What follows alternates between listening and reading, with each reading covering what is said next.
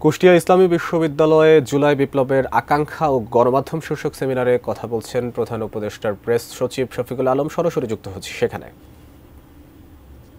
বাংলাদেশে একটা খুব হার্ডলাইন এক্সট্রিমিস্ট গ্রুপের উত্থান হয়েছে, যারা টলারেন্ট সুফি ইসলামকে তারা ঘুরিয়ে দিচ্ছে, এবং এটা যারা আমাদের যারা শত্রু বিদেশে তারা এটাকে নিয়ে খেলছে, তারা এই ন্যারেটিভটা তৈরি করছে। এটাও একটা কমিউনিকেশন, এবং এই যে কমিউনিকেশনটা ওরা করছে, এবং আপনি যদি দেখেন এই রিপোর্টগুলো প্রচুর আসছে। আপনি মাজার পছন্দ করেন না, যেন না, কিন্তু আপনি ভাঙতে যাওয়া মানে হচ্ছে আপনি বিদেশে একটা মেসেজ দেওয়া, এবং আপনি যেই লোকগুলো বাংলাদেশে মাজারপন্থী তাদেরকে মেসেজ দেওয়া যে আপনি এই লোকগুলোরকে আপনি তার মত পথকে আপনি সম্মান করেন না, বা তাকে আপনি তার এক্সিস্টেন্সই আপনি সহ্য করতে পারছেন না। এটা তো খুব ভয়াবহ মেসেজ।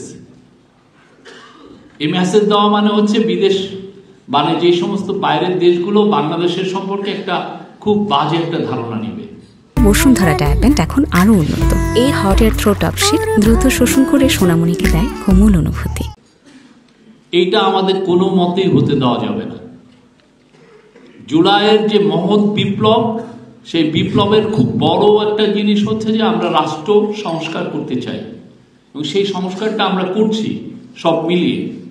কিন্তু আমাদের যেটা হচ্ছে যে আমরা কিছু কিছু দেখছি যে এমন এমন কিছু কাজ হচ্ছে যেই কারণে মানুষ ভাবছে যে আমাদের বিপ্লবটা কি বেহাত হয়ে গেল কিনা। এবং বিদেশিরা যারা দেখেছিল যে এমন একটা বড় বিপ্লব যেখানে মেয়েদের পার্টিসিপেশন ছিল অভূতপূর্ব, সেই বিপ্লবটাও কি বেহাত হয়ে গেল। ওরা ভাবছে ওদের মতো করে যে বেহাত হলো কিনা, আর আমাদের এখানে যারা যারা আমরা পার্টিসিপেট করছি তারা ভাবছে যে আমরা আমাদের মতো, মানে আমাদের হাত থেকে বেহাত হলো কিনা। বেহাত হয়নি। জুলাই বিপ্লব ঠিক তার যেই এক্সপেকটেশনটা তৈরি করেছিল সেই এক্সপেকটেশনের মতোই আছে, এবং সেই অনুযায়ী কাজ হচ্ছে। আপনারা হয়তো সরকারে থাকলে আপনারা মনে করেন না যে যেই জন আকাঙ্ক্ষা নিয়ে আমরা যে বিপ্লবটা করলাম, যে গণ অভ্যুত্থানটা করলাম, সেই জন আকাঙ্ক্ষার বাস্তবায়ন হচ্ছে কিনা। আপনি দেখছেন কি এটা খুব শর্ট টার্ম দেখছেন।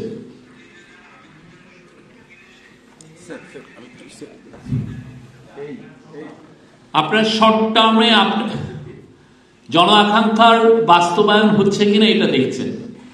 আমরা দেখছি যে আমাদের এবং আপনাদের অনেকে ইম্প্যাশন হয়ে যাচ্ছে যে 5 মাস হলো এমন কি ভালো কি কাজ হয়েছে, আমরা যেই যা চাচ্ছিলাম সেই কাজগুলো কি হয়েছে কিনা।